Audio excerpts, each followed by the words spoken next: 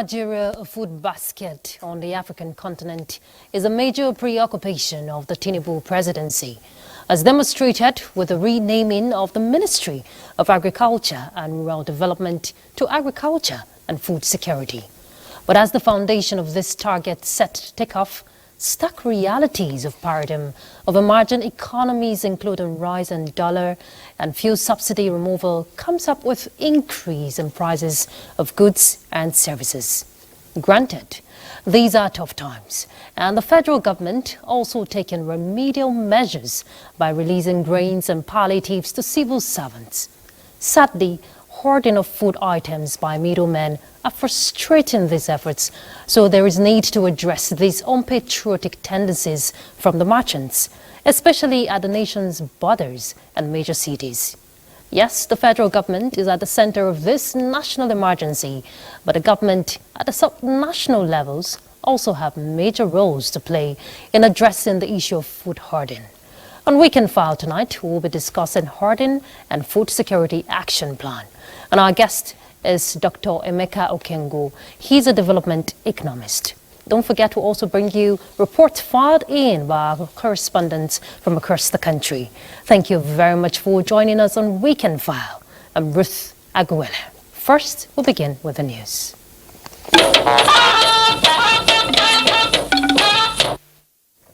The ECOWAS Authority of Heads of States and Government has lifted various sanctions on Niger and other erring members on what it called humanitarian ground. The decision was part of the resolutions of the authority's extraordinary session on the sub-regional peace, political and security held in Abuja. Let's hear details from our State House correspondent. ECOWAS has been facing a trying moments lately. 3 founding members, Burkina Faso, Mali and Niger, declared intent to depart from the bloc. It was a counter-reaction to various sanctions placed by the ECOWAS on Niger, the latest country where military seized power unconstitutionally. Unprecedented and perhaps existential as it is for the sub-regional body, the declaration makes for a desperate moment, calling for a desperate measure. We must approach these issues with a sense of unity and commitment to the well-being of our people. Permit me to say that the complexity of the issues at hand necessitate a comprehensive and collaborative approach. Accordingly, it is incumbent upon also to engage in constructive dialogue, exercise prudent judgment, and work collectively towards finding enduring solutions that will lead to a sustainable peace, security, as well as political stability in our region. About 2 hours of meeting behind closed doors considered the humanitarian perspectives and the recent intervention of a founding father of a community, General Yakubu Gowon, on the differences. But more important are the security and other implications of a potential crack on the bloc and the various integration objectives it stands for. The withdrawal of the 3 member states could result in the halt or the suspension of all ECOWAS projects and programs worth more than $500 million. The authority notes that the withdrawal will not only require the closure of 4 regional entities in Burkina Faso, 2 regional bodies in Mali, and 1 regional office in Niger. It will also affect the job security of some 130 ECOWAS staff who are citizens of the 3 countries. Consequently, various sanctions, which include closure of air and land borders against Niger, freezing of its assets, travel ban on the junta, as well as commercial transactions, are to be lifted immediately. It is based on what ECOWAS calls humanitarian considerations. The authority calls for the immediate release of His Excellency Mohamed Bazoum, former President of the Republic of Niger. The authority also calls on the transition authorities in Niger to provide an acceptable transition timetable to constitutional order. The authority has also instructed the President of the Commission to invite Burkina Faso, Niger, Mali, and Guinea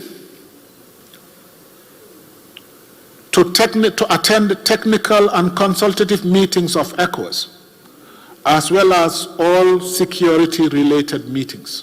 While expecting the three dissenting members to reconsider their decision, ECOWAS is also to broaden its outreach to include the African Union and others in pursuit of further dialogue and negotiation.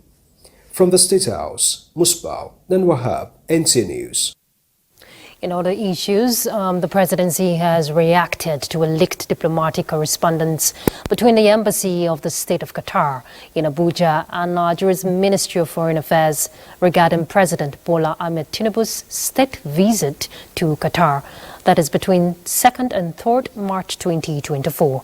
Special Advisor to the President on Information and Strategy, Bayo Onanuga, in a statement notes that the leaked diplomatic paper by mischief makers about an investment forum is not in any way a snub on President Tinubu by the Qatari government, but the event has been put together by the Nigerian Association of Chambers of Commerce, Industry, Mines and Agriculture and Qatar's Chambers of Commerce and Industry. The statement further notes that President Tinubu is expected to proceed to Qatar on the state visit as scheduled, and during the visit, the Nigerian leader will engage in high-level bilateral discussions with Qatari leader on many important matters, covering the full range of diplomatic and economic issues. It is not correct for anyone to insinuate that the Qatari authorities have snubbed the Nigerian leader over a business and investment forum, which is of mutual benefit. President Tinubu and His Highness Al Thani are both committed to maintaining and building on the existing cordial and special relationship between Nigeria and the state of Qatar, the statement added.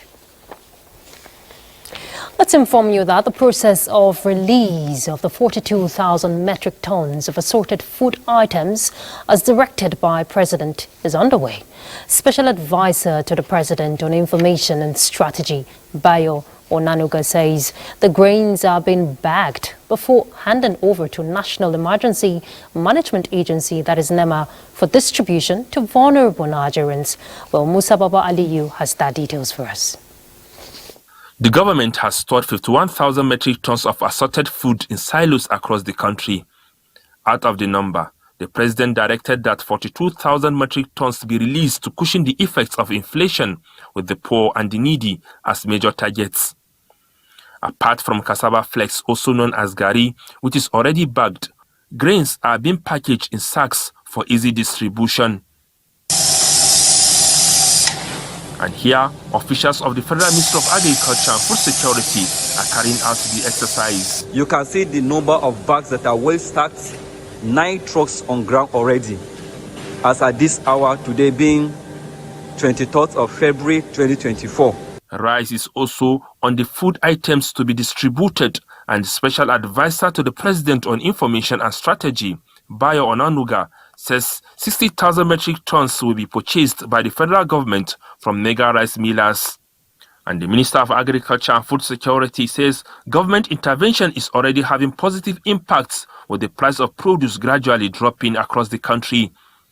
In the area of crop production, he says government is strengthening food production by boosting dry season farming under the National Agricultural Growth Scheme, Agro Pockets. The first phase focuses on the cultivation of wheat across 15 wheat-producing states, covering 118,657 hectares and involving 107,429 farmers. Phase 2 of the dry season farming will commence soon across the 36 states of the Federation and the FCT. It will cover rice, maize and cassava. The farmer to pay half a bag of fertilizer and he gets 3 bags.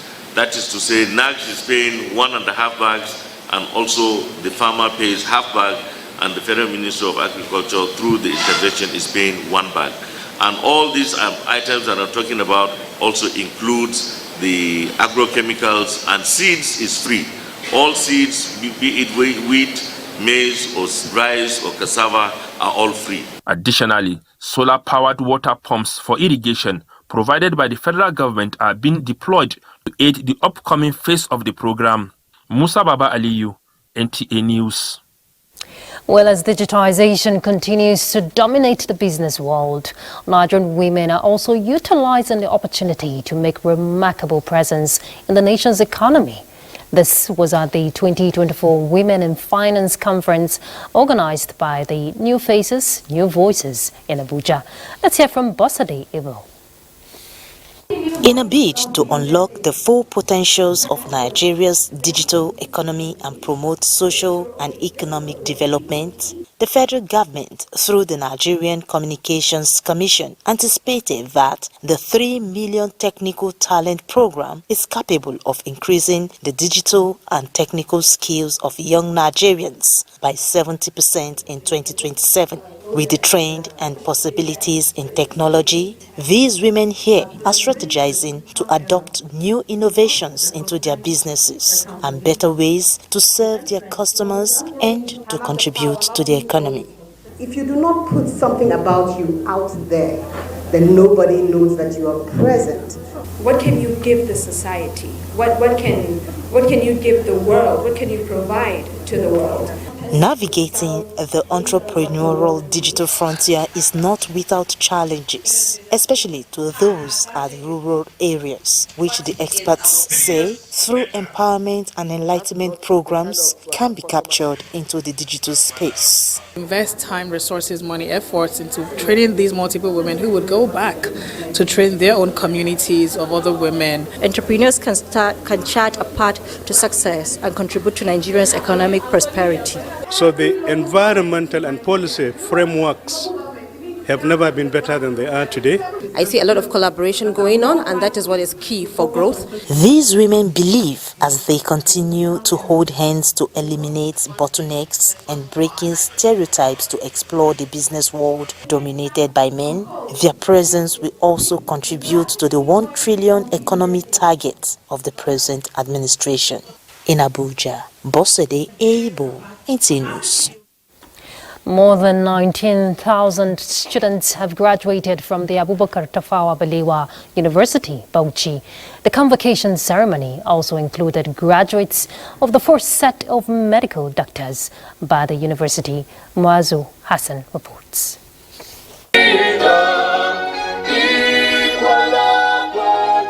This is the convocation for the first set of the ATBU graduates. It is a ceremony for 1,076 PhDs, 1,559 master's degrees.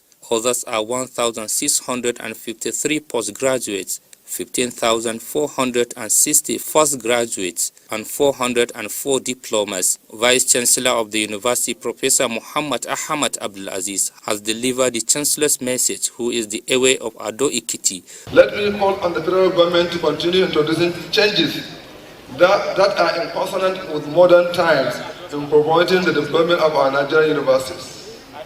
I have followed the new policy of President Bola Ahmed Tinubu's present administration significantly as it affects the yearning and aspiration of our university staff. And this is the first significant in trying and understanding that the 4 months arrears for academic staff have been paid. 5 Nigerians who distinguished themselves were honored with the honorary doctorate degrees, and Samuel Tamba Mba awarded as the first emeritus professor of animal science. Complement the effort of our institutions in producing excellent graduates. We will lead our society towards a brighter future. I congratulate the graduates for their resilience in attaining this height of the academic pursuit, and the parents for their unflinching support and sacrifice for their children and wards. Dr. Khadija Garba Muhammad became the first medical student among those awarded from all faculties and departments of the university. For the first time in history of medicine, graduating the whole 25 as a whole, and that is because of a teamwork. I'm proud of my class. I didn't make it alone. The convocation has 337 first-class honors, followed by 5,489 second-class upper, among others. In Bauchi, Moaz Hassan, NTA News. A look at politics. Today is the deadline given by INEC for all political parties to conclude their primaries ahead of the September 21st Edo governorship election. To meet up with the deadline, the New Nigerian People's Party, NNPP, has concluded its primary, and Azeme Azina has emerged as winner as declared by the National Electoral Committee of the party. Azina won with 211 votes out of 360 votes cast to clinch the party's ticket. Similarly, Azaya Osifo has been declared the winner and governorship candidate of All Progressives Grand Alliance APGA. Also, former president of Nigeria Bar Association, Olumide Akpata, has emerged winner of the Labour Party governorship primary election held in Benin City. He got 316 votes to beat his closest contestant, Ken Imasuagbon. And the National Working Committee of the All Progressives Congress has formally presented a certificate of return to the winner of Thursday, 22nd February 2024 APC Edo primary election, Senator Monday Okpebelo. Political correspondent Abubakar Akwanga reports. A fresh date for Edo APC governorship primary election was fixed after a stalemate in the earlier process conducted under the chairmanship of Governor Hope Uzodinma of Imo State Saturday last week. And the outcome of the process prevailed on Thursday, February 22, 2024, and saw the emergence of Senator Okpebelo as APC standard bearer after a concluded exercise in 18 local government areas and 192 wards. Senator Okpebelo is now set to face other parties' candidates in the scheduled September 21 Edo governorship election. I'm humbly requesting all my brothers and sisters who contested the primary with me to pull together so that we can work together in harmony to develop Edo. So what is important now is for us to win the election in Edo State. Yes. On behalf of other aspirants, we will all join hands together to help ensure that Edo State return back to APC. Meanwhile, the earlier announced APC candidate for Edo governorship election, Dennis Idahosa, stormed National Party Secretariat to file an appeal. I have written yesterday to the appeal panel committee, and I know they will do justice. Even if whatever they did, I just want to go through the process. This is the first appeal the party is receiving out of the 11 aspirants that participated in the exercise that produced Senator Monday Okpebelo as the party's candidate. In Abuja, Abubakar Akwanga, NTA News. As Nigerians, particularly the banking sector, continue to mourn the demise of Herbert Wigwe, family members have been urged to take solace in his legacy of service to humanity, aptly demonstrated through his philanthropic gestures. Minister of Information and National Orientation, Mohammed Idris, emphasized this when he led heads of agencies under his ministry, including the Director General of the NTA, Abdulhamid Dambos, to condole with family members. Let's hear from Joel Papuala. A tragic loss that has left a vacuum and pain in the hearts of many. The family is not alone at this critical time. The Minister of Information and National Orientation, Mohammed Idris, and heads of agencies under his ministry, including the Director General of NTA and DGs of Advertising Regulatory Council of Nigeria and the Voice of Nigeria, as well as other management staff of NTA, were on ground to offer their condolences to the family. The minister urged Shingo Wigwe and his wife to find strength and be comforted by the exemplary life and legacy of their son. He lived a life not just for himself, not just for his family, but for the industry he has served and for humanity generally. Shingu Wigwe, a former Director General of the Nigerian Television Authority, while appreciating the minister and his team, described the death as an unquantifiable loss. My primary constituency is Nigerian Television Authority, followed by the church. And from those constituencies, I've received the consolation. You can imagine, I'm almost 90 and losing a worthy son. For siblings and family members, Herbert Wigwe has replicated himself by adding value to the lives of others. Herbert had his eyes on the ball, and Herbert would give his everything to be able to achieve success. Colleagues and family friends, in a moment of nostalgia, extol the virtues of the late Herbert Wigwe. A big hole has been created in our institution. Herbert was a compassionate leader, an excellent mentor. How do parents deal with such a tragedy? My prayer is that God will send the Holy Spirit, the great comforter, to comfort us all. Herbert Wigwe, his wife, son, and former chairman of the Nigerian Exchange Group died in an ill-fated helicopter crash in the United States of America. In Lagos, Joel Bukwola, NTA News. The death has been announced of Hajia Hafsat Mohammed, senior sister to the immediate past Director General of the NTA, Malam Yakubu Ibn Mohammed, aged 86. The late Hajia Hafsat is survived by children, grandchildren and brothers and sisters, including the Jos-based businessman Inua Mohammed, as well as Hajia Zainab Mohammed of the Nigeria Ports Authority. And Hajia Binta Mohammed of the Revenue Mobilization and Fiscal Commission, Abuja. She has since been buried in Jos according to Muslim rites. All right, we told you our conversation tonight is on hoarding and food security action plan. And our guest is Dr. Emeka Okengo, development economist. We'll start that immediately after the break. Stay tuned. Welcome back. Food security entails the availability and affordability of basic food.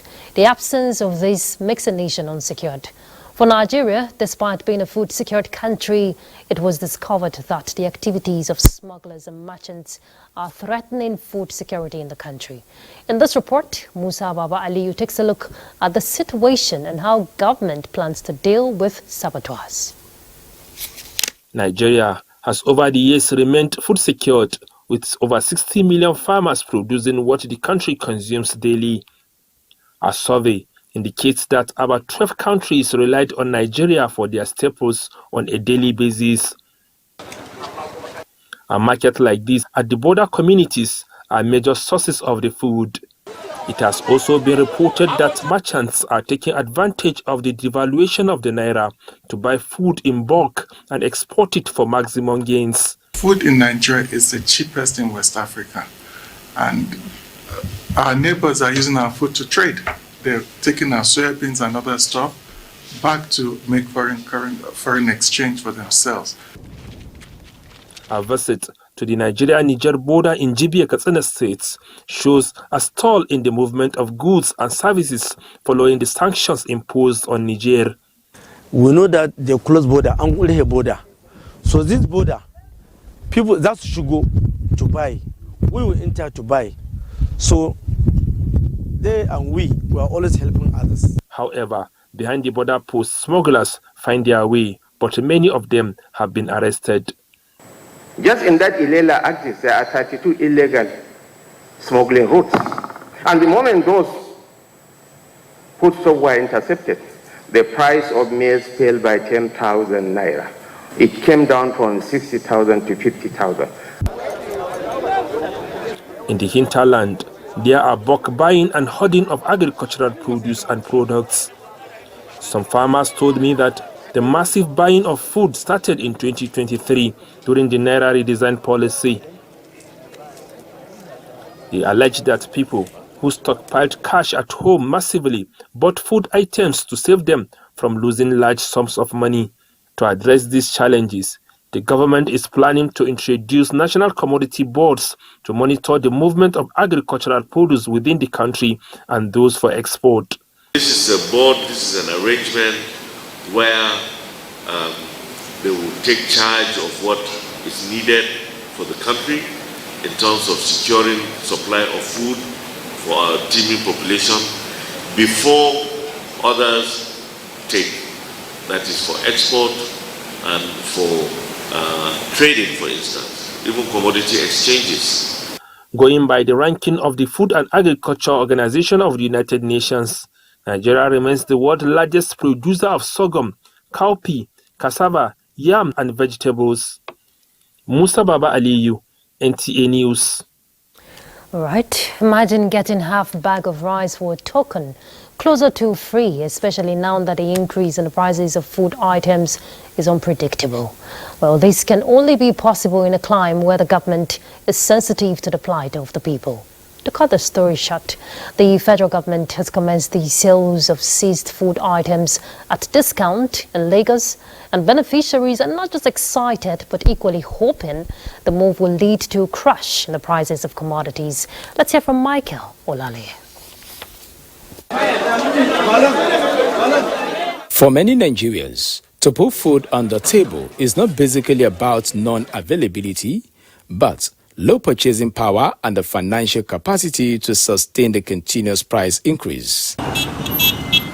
Alexander Olakunle, a commercial bus driver, said while he was hoping for a downward trend in the price of a bag of rice, he ended up paying more.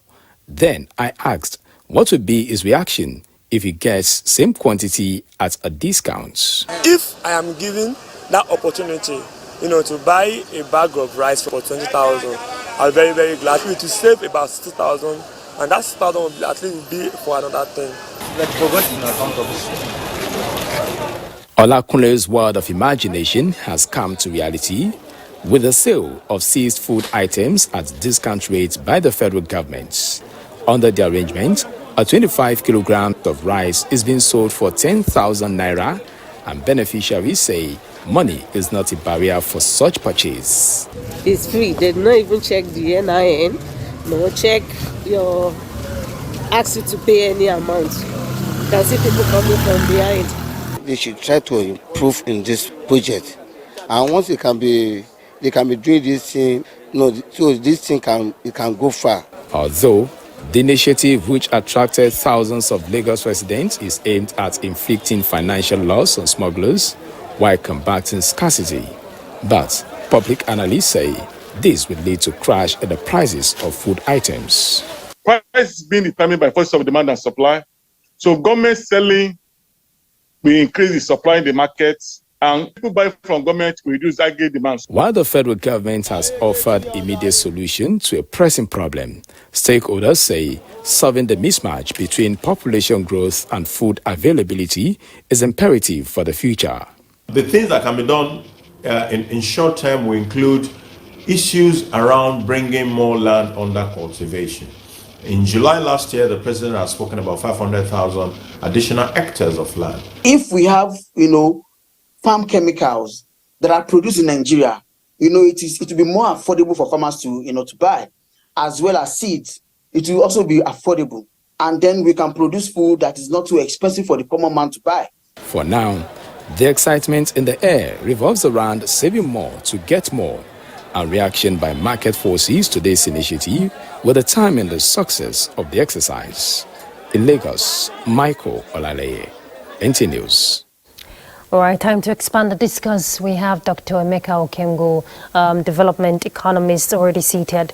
Thank you very much for joining us on Weekend File, Dr. Okengo. Thank you very much for inviting me. All right, I'm sure you followed up with the reports you've seen. Hoarding and food security action plan is the conversation. And from the reports, we've seen government's intervention at different levels to ensure that those merchants who are hoarding this food should be clamped down. But from your perspective, going by affordability and availability of food, especially at this critical time, what do you make out of the whole situation? Do we really need this hoarding at this time? Thank you. There's a very important third element, which I think you didn't capture in the conversation, and that is sustainability. Sustainability would form the foundation of profiteering. Because you see, if you looked at everybody's intro, I think he was the Honorable Minister of Water Resources or something, that said that because of the declining value of a naira, that people were actually taking these goods to where you had higher values. So you also would need to capture, profit maximization, which is, of course, at the base of any investment or trade you embark on. Sustainability becomes very key. And against sustainability, we might now begin to now interrogate the present practices that we have. Most of the people that spoke, everybody was talking about having more land under cultivation. I didn't also see, people going the way of science and technology, because everything you have shown more or less can just be classified as food inputs and not food. It's important we make that a disaggregation. Can it be consumed the way it is? Yes. But can more value, be gotten, by value processing it? Yes. And this is where you can actually now begin to talk about, sustainability. So the two things, I think, first, let me not jump it. We should commend the government. Their proactiveness. I've seen, the prices really dipping. The vice president was right. My wife is from the northeast, so I can tell you authoritatively that the foods are dropping. However, this is dropping at an interventionist level. And we need to put that drop against sustainability. For how long can we be able to keep it? And again, there are some, talk about importation again. And each time we have this conversation about food and food security, the first thing I say to you is at the moment you're importing food, you can't be food secure. You might have enough, but the only way you can build national food security, and it's a very primary security, is that you must be able to produce and value process, what you eat from your land with your technologies. And it's good you mentioned the importation aspect. And if you recall, Nigeria spent about 1.4 trillion. That was in 2023. Just importation alone, which is not a good, side for the country. But it's good that the present body language we're hearing is that importation has been ruled out as part of interventions, to sustain food security for the country. But looking at the state aspect, talking about state government's intervention, if at the federal level the burden is, on the federal government, what about the state governments? What interventions, short-term interventions? We've seen Kano and Sokoto, step in, to clamp down on these hoarders. What about all the state governments? What intervention measures should they, put to ensure that these crises are overturned? Well, we need to declassify these people you call hoarders. Okay, because hoarding simply means that you're stockpiling. Okay, you're talking about people who want to maximize their profits. I mean, it's not as if they are taking this food and they're keeping it away and are not bringing it out. They are taking it to places where, they think that they might be able to get more value or where they have more value. Okay, so if you had enough here, then you wouldn't even notice, the value. Because remember that as an encouragement for us to end Forex. So all you will need to do is to be able to encourage those who've established those international markets. Because even if you're earning safer, remember it is still Forex. So the whole idea of stopping them is because we don't have enough in the country. And then that brings in, the question of the subnationals. When you're talking about the 922,000 kilometers or hectares of land that's available in Nigeria, about 63 million hectares of land, okay? Nobody talks about the states. We talk about Nigerian land. Yeah. So what's important is that if you're trying to build a food security network, it's important you do that against land. And then you do that against ecological, zones. And you do that against, comparative advantages of what land can yield what. Yeah. Then in that case, you can now begin to build, common shared infrastructures. Remembering that at one time, these 36 states that we're talking about today, we have in Nigeria with the FCT, were all fitted under 12 states, if you do remember. Yeah. Okay, so if we have that 12 states as the basis of what it is you want to do, you can actually now begin to build some level of contiguity, okay, where you now put contiguous states together to say, okay, this is where we're going to be having this belt. So you can have your grain belt from one zone, your animal husbandry belt from another zone, your poultry belt from another zone, et al. Now, having said this, this is where you now begin to now build what you call your ecosystems, your agricultural or food production ecosystems. And it can't be done just alone by the federal government. Because come to think about it, apart from the lands that now that, okay, the National Land Development Authority is trying to develop for the federal government, the rest of the millions and millions of hectares are actually under the purview of the states. Yes. So there's no way you can begin to talk about national food security. First, everybody who is going to be, or 80% of, or even more, of those who are going to be consuming, these outputs are in the subnationals, the land that is going to be cultivating. But again, I think at this level, it's important we begin to de-emphasize land as a basis of building food security. It's important we begin to bring to the fore what every other country that has conquered, hunger, that has been able to secure. Are they going to farms with hoes and diggers or even mechanization? No, they are not. They are also adding, technology. In this day and time of virtual agriculture, I mean, you go into countries and then you're looking at a 36-story building and it's a farm. And we're not talking about, these farms being in America. They're in Singapore, they're in Malaysia, they're in a lot of these, emerging economies. All right, Dr. Okengo, I'll have to come in there. Let's hold that thought. We'll pick up with the conversation. I like the fact that you mentioned in summary that we have the capacity to feed ourselves. But we'll take a break. We'll be back. Please stay tuned. Welcome back. The conversation is still on hoarding and food security action plan. We'll take a report before we continue. Traders have over the years been engaging in buying foodstuff during harvest to hoard and sell when it is out of season at a high price. This practice has made the current food scarcity in Sokoto more pronounced. What then has been done to tackle this situation? Bashir Ibrahim Nababa reports.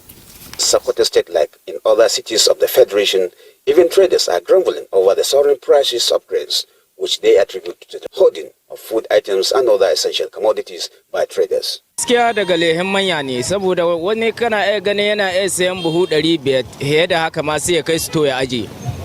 Marmakon mu masu dan kasa mu dan samu wani abu sai kaga ko da muka sayowa kuma mu aka ganin lehi mu da kasai da kwana kuma buhun ba ci ko gare su ba. Part of efforts to check hoarding of grains such as maize, rice and other essential commodities, Sokoto State Government has set up a task force on hoarding and smuggling of food items. The task force is given the mandate to prosecute defaulters. To identify all hoarding facilities and ensure foodstuff are released and sold to the public at controlled price. To identify hoarders and smugglers and take appropriate action against them. The Sokoto State Governor Ahmed Aliu also summoned a stakeholders meeting to discuss the way out of the misery created by the high cost of living. We have recently organized a seminar with traders, and our ulamas preached to them on the position of Islam on hoarding of food items, especially during the times of need. Sultan of Sokoto Muhammad Saad Abubakar at the meeting said it is a wise decision, called on Nigerians to fear Allah in all their dealings. From Sokoto, Bashir Ibrahim Nababa, NTA News. All right, let's continue the conversation. Dr. Okengo, you saw the report now, still on the hoarding, but looking at food security, you agree with me that is a multifaceted approach if we must tackle that. And good news from the NBS, we saw the increase of agriculture by 2.10%. For last year. Now, if we want to sustain that plan, you talked about sustainability, it must require intervention from all sectors, investment in agriculture, support for smallholder farmers, and let's not leave out the aspect of security. Thank you very much. I think at the center of this conversation, I mean, if you listen closely, they say to you, people pick up these things when at harvest and then store, for off-season sales. That's at the heart of hoarding or holding. Yeah. Let's establish that fact. Now, if you had a system where you had, an all the year, all season production, then you have sustainability and you have excess. Understand it. So what people are doing, and that's why I said to you, you must look at it from the point of profiteering and maximizing opportunities. Yeah. So in looking at hoarding, you must look at hoarding from holding. So are they putting it in hold so that they are able to maximize their profits? And then are they taking it to markets where they think they can get better value against their own currency. These are the two broad issues. And I can tell you for certain, and this might come to you as a surprise, at the heart and soul of this sustainability that we're talking about is actually the Ministry of Steel. Because when you hear that steel is development and development is steel, and supporting the Ministry of Steel will be the Ministry of Science and Technology even before the Ministry of Agriculture. And that's why if today, as is, a lot of the agencies that can support food sufficiency and, food development in Nigeria is under the Ministry of Science and Technology. FIRO is under the Ministry of Science and Technology. NABDA is under the Ministry of Science and Technology. You're looking at the value chain. No, I'm looking at integration. I'm looking at the back end. Okay. And I'm trying for us to move away from this conversation, and let's commend what government is doing. Government is proactive. I'm very impressed, with especially the stance of the Vice President, and you've seen that their activeness has actually brought, some secure. Okay. But in also doing that, let us also appreciate that those foods you're selling or giving for free, if they were purchased with probably monies that will go from the banking system. So they will also have an impact, on the financing system. If our loans, then our loans have gone bad. Okay, if our investments, the investments have gone bad. So in trying to deal with both what you might call the cops and the robbers, you must have to understand what is at the heart. And what is at the heart of us being able to produce food morning, afternoon, raining season, dry season, off season, on season, is at the heart of sustainability, which is what I told you in the first place, that talking about affordability now becomes seasonal, becomes time-based. At this season, you can be able to get tomato at 15,000 naira. I mean, you go to the market to get a bag now, and you're getting for 60,000. Now, it is because at that point in time, it's selling for 60,000. All right, people expect it to sell for 60,000, and that what leads to holding or hoarding, as you call it. But if you had it producing, you had every morning you had, the same amount of trailers coming in January, coming in December, coming in August, there won't be much need, for, and then you can begin to now talk about value processing, which if we have time, we might get into. Dr. Okengo, thank you so much. Let's hope that those concerns will continue to do the needful to ensure that staple food is affordable, available, and sustained, like you said. Thank you, Dr. Emeka Okengo. He's a development economist, and we've been discussing hoarding and food security action plan. We'll take another break. Welcome back. Let's bring you sports update. Nigeria's senior men's basketball team, the Tigers, suffered another loss at the 2025 AfroBasket qualifiers as they were defeated 72-62 by Uganda in their second Group B match on Saturday. Their first game of the qualifiers had ended in a loss, with Libya claiming an 89-82 victory on Friday. The team will play their final game of the first qualifying window against Cape Verde on Sunday. Back home, the end to the lingering crisis in the FCT chapter of the Sports Writers Association of Nigeria looks to be in sight as the national president of the association, Isaiah Benjamin, at a congress in Abuja, constituted a 6-man electoral committee to conduct fresh elections into the executive committee of the chapter. We immediately begin by ensuring that registration of members commence in earnest, because that will elapse in March. Particularly for them to be able to participate in the elections. In football, head coach of Nigeria's Super Falcons, Randy Waldrum, is confident that his team will overcome Cameroon in Abuja on Monday.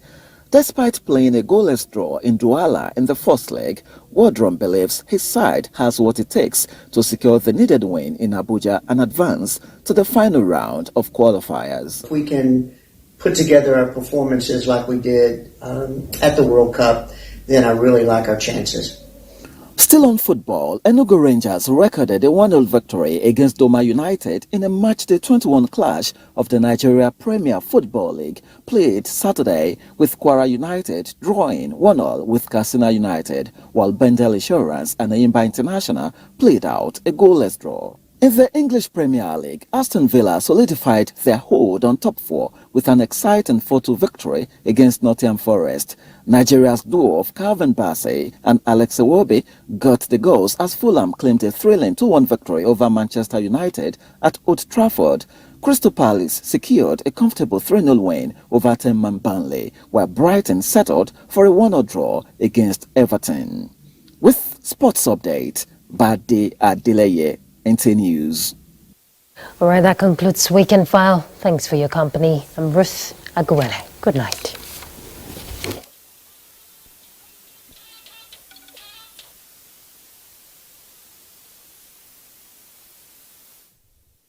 24 hours a day, 7 days a week. You can watch NTA International, your window to the world.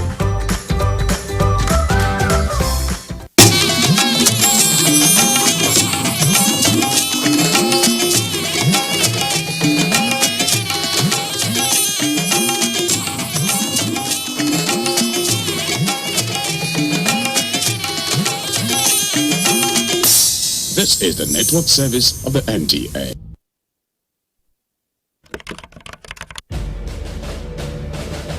We will work diligently to make sure every Nigerian feels the impact of their government, the economic aspirations, and the material well-being of the poor, the most vulnerable, and the working people shall not be neglected. It is in this spirit that we are going to implement a new national living wage for our industrious workers this new year. It is not only good economics to do this, it's also a morally and politically correct thing to do.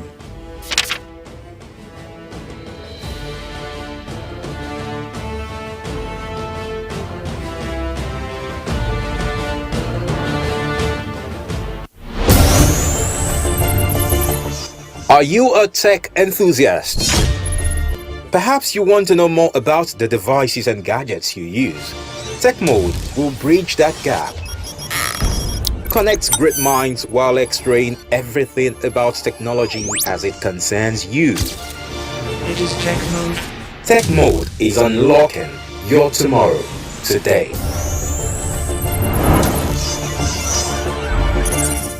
Oh yeah, GoTV, they step up your entertainment and it no go cost you any extra money. This is incredibly exciting. Now like this we go run am. Upgrade your GoTV package and you go fit watch better shows for the next higher package. It's only up from here. So, if you dey on top GoTV Ginger, pay for Jolly, make you and your family fit enjoy correct entertainment. We go carry you go Max.